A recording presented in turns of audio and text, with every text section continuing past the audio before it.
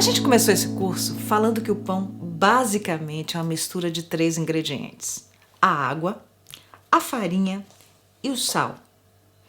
Agora, nesse módulo, chegou a hora da gente olhar em detalhe cada um desses ingredientes.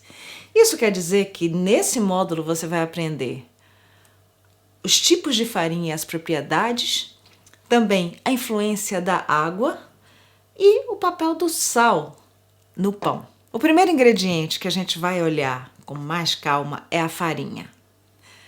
E a primeira coisa que a gente tem que ter em mente é: existem diversas farinhas que produzem resultados diferentes nos pães. Quando a gente está no início, a gente vai fazer com a farinha que está mais disponível, que está ao seu alcance.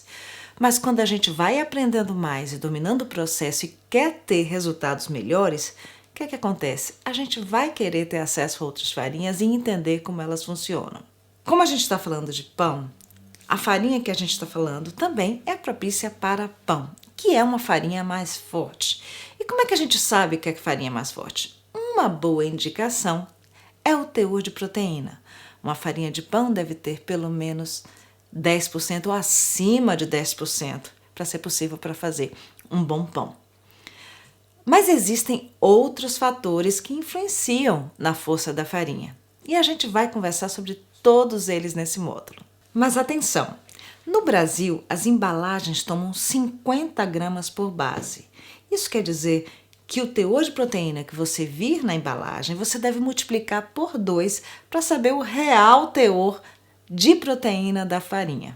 Como é que são divididos esses níveis de proteína? De uma forma simples, é o seguinte: 9 a 10% é considerado uma farinha fraca, de 10 a 13% é uma farinha forte e acima de 13% é uma farinha muito forte. Como não é só a proteína, o teor de proteína que influencia na qualidade do seu pão, na qualidade da farinha, o importante é testar bastante as farinhas e comparar os resultados que você vai fazer com o seu pão. Então, uma dica: use o seu diário do pão, baixe a sua planilha de anotações e compare os resultados. E aí você vai entender, anote que farinha você usou, quanto de água você usou, e aí você vai entender como essas farinhas funcionam. E a gente começa com a farinha branca e a farinha integral. Mas para entender a diferença entre essas farinhas e outras, a gente vai ter que dar uma olhada no grão do trigo. E é isso que a gente vai fazer agora. E a primeira parte é o farelo, que é a parte mais externa e, na verdade, é feita de diversas camadas. Ele é rico em fibras, vitaminas e antioxidantes. Depois a gente tem o germe do trigo, que na verdade é o centro de nutrientes. É rico em gorduras, vitaminas do complexo B, minerais e proteínas. E depois sobra quem? O endosperma, que na verdade ele é a maior parte do grão, mas é o menos rico em vitaminas e minerais. Na verdade é a fonte de carboidratos e é rico em amido e proteínas. Qual é a diferença entre a farinha branca e a farinha integral? Na verdade, a farinha branca é o grão do trigo quando está moído e refinado, enquanto que a farinha integral, ela não é refinada. Isso significa que não é retirado o germe do trigo, que é a parte mais rica em nutrientes, e também as fibras. Por isso, as farinhas integrais têm muito mais nutrientes do que a farinha branca. A gente falou sobre a farinha branca e a farinha integral. E agora a gente vai ver outros tipos de farinha e também outros tipos de grãos. Então a gente começa com a farinha de centeio, que é essa daqui. Depois a gente vai falar sobre a farinha de espelta e essa daqui é a sêmola ou semolina. E a gente começa com a farinha de centeio. É uma farinha bem popular na Europa. Ela é rica em açúcares e nutrientes, mas é uma farinha que não é tão fácil de manipular, apesar dela absorver bastante água. Mas você pode usar para fazer pães, bolos, e é muito popular por ser uma farinha com mais nutrientes e considerada mais saudável. E essa daqui é a farinha de espelta. Nesse caso aqui, a gente está falando da farinha espelta integral. Esse é um grão muito antigo, também conhecido como trigo vermelho, e que muita gente fala sobre a melhor digestibilidade da farinha de espelta, até indicado para pessoas que têm menos tolerância ao glúten. Mas atenção, a gente não está falando em pessoas que têm uma intolerância total ao glúten. Sim, mas pessoas que são um pouco sensíveis, então tem muito cuidado. Aqui tem glúten, sim, não é indicado para quem não pode comer glúten. Você pode usar farinha de espelta para fazer pães, para fazer bolos, para fazer muitas coisas. Eu uso muito, mas se você colocar muita água, apesar dela absorver muita água, ela não vai ter um salto de forno muito grande. E por último, a sêmola ou semolina. Aliás, são dois termos bem confundidos. Os dois vêm do trigo duro, mas a diferença está na moagem. A sêmola é mais fina, ela é moída duas vezes. Você vê na embalagem, se o meu italiano tiver direitinho, é sêmola rimacinata. Isso quer dizer que ela é moída duas vezes. Já a semolina, ela é mais grossa, ela tem uma consistência mais de fubá. Essa é uma farinha que é usada em pizzas, massas, absorve bastante água, é ótima de trabalhar, dá uma massa muito sedosa, é usada muito para dar crocância. Vale a pena experimentar. No Brasil, as farinhas são divididas entre tipo 1, tipo 2 e integral. A mais indicada para fazer pão é a tipo 1, mas não se esqueça de olhar na embalagem, como a gente já falou, e testar, tá? A gente tem que testar a farinha para saber realmente como ela funciona. Tem uma forma muito simples da gente testar a farinha e isso vai evitar desperdício, ou seja, antes de você fazer o seu pão e botar 500 gramas ou 300 gramas de farinha, você faz um teste com pequenas quantidades, com diferentes níveis de hidratação ou diferentes quantidades de água. Um exemplo, vou mostrar aqui agora para você. Nesses 3 potes aqui, eu usei 40 gramas da mesma farinha e usei diferentes quantidades de água, ou níveis de hidratação, como a gente fala. Então, nesse caso aqui, esse pote daqui, eu tenho 40 gramas de farinha, como eu já falei, e eu botei um nível de hidratação de 65%, que, traduzindo, são 26 gramas de água. Esse aqui, a gente fez também as 40 gramas, como já expliquei, mas eu aumentei um pouco o nível de hidratação, a quantidade de água. A gente foi para 70%, que equivale a 28 gramas de água. E esse aqui eu exagerei mesmo para a gente mostrar a diferença. E aqui eu botei as 40 gramas de farinha e 77% de água, que equivale a 31 gramas de água. E agora eu vou mostrar para vocês o resultado. Depois que eu coloquei, eu esperei aqui umas 2 horas pelo menos, para a gente ver como a farinha se desenvolve. É bom deixar claro que a gente faz esse teste, por quê? Porque a gente quer testar quanto de água a farinha tem capacidade de absorver. E é bom lembrar que quanto mais água na massa, o que vai acontecer?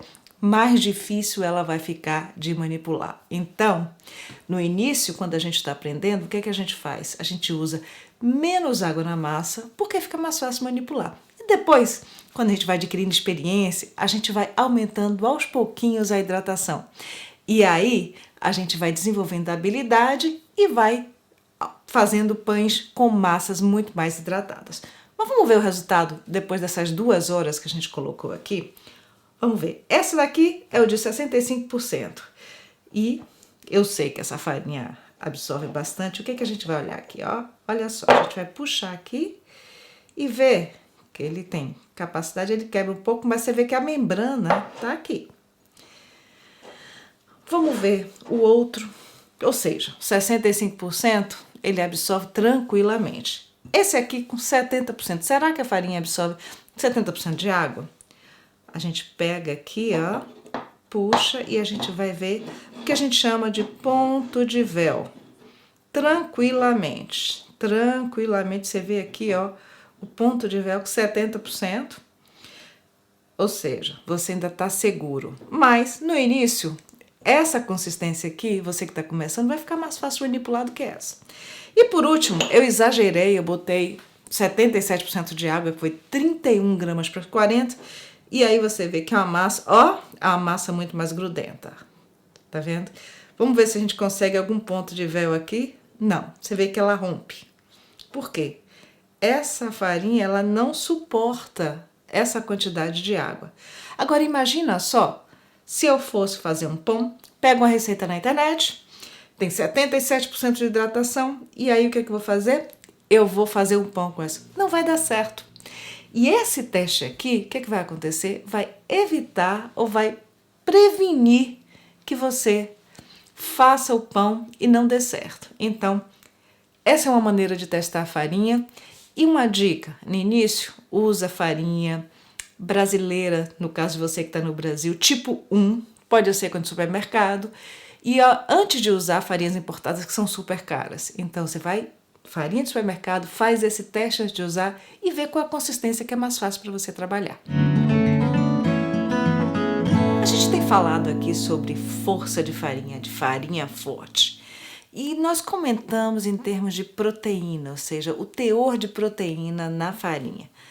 Mas o fator determinante mesmo da força da farinha ou da força do glúten da farinha é o índice W. Que o interessante é que o índice W você não pode ver em lugar nenhum na embalagem. É importante você saber, mas a única pessoa que pode dar a informação sobre o índice W é o fabricante da farinha. O que é importante saber é que uma farinha que tem um índice W acima de 250 é considerada uma farinha forte. E uma farinha com índice W acima de 310 é considerado muito forte. Assim, quanto mais forte, quanto mais alto o índice W, mais forte será a farinha. Mas por que eu quero uma farinha forte? Porque uma farinha forte tem um glúten, vai desenvolver um glúten mais forte. Isso quer dizer que vai absorver mais água, vai sustentar mais ar também, e um glúten forte vai poder aprisionar esse ar e você vai ter um pão mais alto e mais bonito. Uma outra coisa, ele tem a capacidade também de suportar mais ingredientes quando você adiciona sementes e tal, ou seja, você tem uma massa mais forte com a rede de glúten mais forte que vai sustentar isso tudo, e tudo isso vai refletir num pão mais alto e mais bonito. A gente falou de diversos fatores, mas por incrível que pareça, existem ainda outros fatores que influenciam na qualidade da farinha. Por exemplo, a região onde o grão foi cultivado, a quantidade de cinzas que tem na farinha, tem muitas outras coisas. Então, no módulo, na apostila do módulo que você tem acesso, tem muitos mais detalhes para você. Então, foi feito com super carinho para você. Baixa sua apostila, lê sobre os detalhes e fique um expert em farinhas. Isso vai refletir no resultado do seu pão, com certeza. A gente falou sobre a farinha e sobre os diversos tipos de farinha. E agora chegou a hora da gente falar de um ingrediente que é essencial para o seu pão, que é a água. A água é um dos ingredientes mais fáceis de encontrar, certo? Mas ao mesmo tempo, é um ingrediente que pode trazer muitas frustrações durante o seu processo de aprendizado. Ela torna o pão mais leve, ela faz com que o pão dure mais para consumo, mas é preciso saber usar a quantidade certa para o tipo de farinha que você usa. E a gente vai ver um pouco mais sobre a água nesse módulo daqui. Mas que água usar? Será que a gente precisa de algo especial para falar sobre água? Bom, a água que você vai usar para fazer o seu pão ou o seu fermento vai ser a água que você bebe em casa. Provavelmente filtrada, mas tem um detalhe aqui. Às vezes, em muitas regiões, a água é muito clorada e mesmo depois de filtrada, o teor de cloro ainda é alto. E como é que a gente faz para diminuir isso? Uma dica muito fácil é você ferver a sua água, esperar esfriar, claro, e depois usar para fazer o seu pão. Isso geralmente já diminui o teor de cloro da sua água. Usar água filtrada, fervida e depois esfriada é muito melhor para o meio ambiente também, né? Então, é bom pensar nisso também. Um detalhe da água mineral é o seguinte, você vai ter que testar várias marcas diferentes. Muitas vezes as marcas mais baratas têm um pH mais ácido e mais propício para o seu pão. O negócio é você testar e comparar. Então, você vai anotar os resultados e depois você pode comparar, anotando que tipo de água mineral você usou, se foi até a água filtrada. Comparar e testar são coisas essenciais para você fazer o seu bom pão. A gente começou falando aqui que a água é um dos ingredientes que causam mais frustração.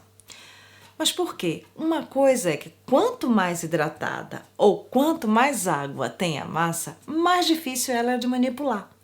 E o que acontece? Um padeiro iniciante, ele ainda não está acostumado a manipular uma massa mole, super hidratada, e aí o que acontece? O resultado do pão não vai ser bom. Outra coisa, muitas vezes você não conhece a farinha que você está usando. No início a gente não entende muito sobre a farinha e a farinha às vezes não absorve a quantidade total de água que você está usando. Então o que acontece? A gente sabe que quanto mais hidratada a massa, mais difícil de manipular. Quanto mais água na massa, o que acontece? Ela vai ficar mais úmida e quando o pão for assado, também isso significa que ele vai ter uma vida útil, ou seja, para consumo mais longa. Em relação à crocância da crosta, quer dizer, se você tem mais água, muito provavelmente a crosta vai ser menos grossa e menos crocante. O lance aqui é a gente encontrar o equilíbrio e a hidratação perfeita para a farinha que você está usando. Sabe uma dica importante sobre a água? É que a temperatura da água você pode controlar a fermentação. Eu te dou um exemplo, só para você entender. Eu moro num país frio e o que acontece? A fermentação ela acontece mais rápido numa temperatura mais quente. Então, o que eu faço aqui no meu caso?